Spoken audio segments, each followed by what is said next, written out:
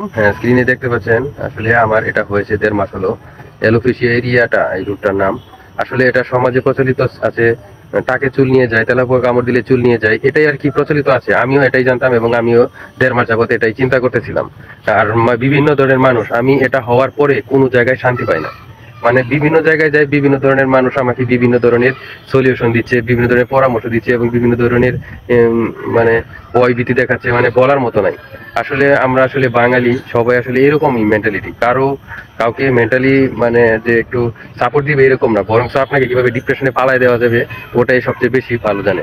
আসলে এটা নিয়ে আমি এই জন্য ভিডিওটা করা, আপনাদেরকে সবাইকে সচেতন করা। এটা নিয়ে ভয় পাওয়ার কিছু নেই, যদি আপনি ট্রিটমেন্ট নাও করেন তাও এটা 1 বছরের মধ্যে অটোমেটিক্যালি ঠিক হয়ে যায়।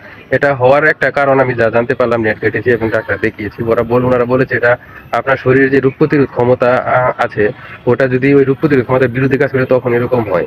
মানে ওই জায়গাটায় রোগ প্রতিরোধ ক্ষমতা কমে যাওয়ার কারণে এটা বাড়তে থাকে, আবার অটোমেটিক্যালি এটা ঠিক হয়ে যায়। এর জন্য বিভিন্ন ধরনের চিকিৎসাও আছে। আমি হোমিওতে গেছিলাম, তারপরে ডাক্তারে গেছিলাম, ডাক্তার আমাকে ইঞ্জেকশন পুশ করতে বলছে। এখন আমি জ্বরে ভুগতেছি, এটা উঠার পরে আর কি ট্রিটমেন্টটা হয়তো বা নিবো।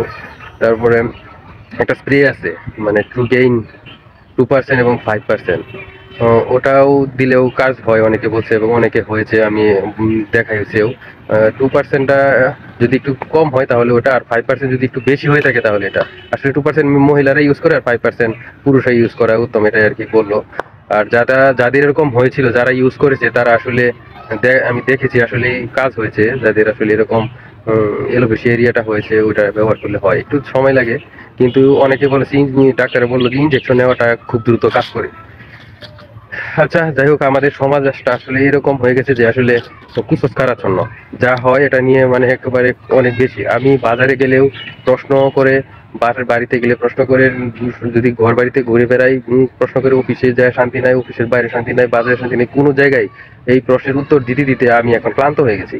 আসলে এটা এমন কোনো হিউজ পরিমাণ সমস্যাও না যেটা এটা বলে সমস্যা হবে।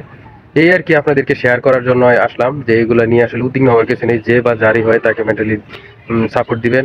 আসলে এটা আসলে একটা সৌন্দর্যের বিষয়, অনেকে আসলে ভয় পায়, বিভিন্ন ধরনের চিন্তা ভাবনা করে। এগুলো ভয় পাওয়ার কিছু নেই, এগুলো অটোমেটিক্যালি ঠিক হয়ে যায় এবং যদি চিকিৎসা নেন তাহলেও ঠিক হয়ে যাবে।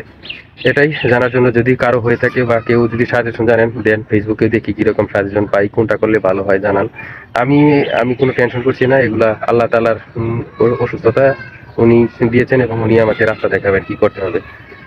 আচ্ছা, ভালো থাকবেন সবাই, সুস্থ থাকবেন, সবার জন্য দোয়া রইলো। আসলে এটা নিয়ে কুসংস্কারাচ্ছন্ন সমাজে প্রতিবাদ আছে, টাক হয়েছে, তারপরে তেলাপোকা কামড় দিচ্ছে, এরকম কথা সচরাচর সব জায়গায় প্রচারণা আছে। তাহলে ভালো থাকবেন।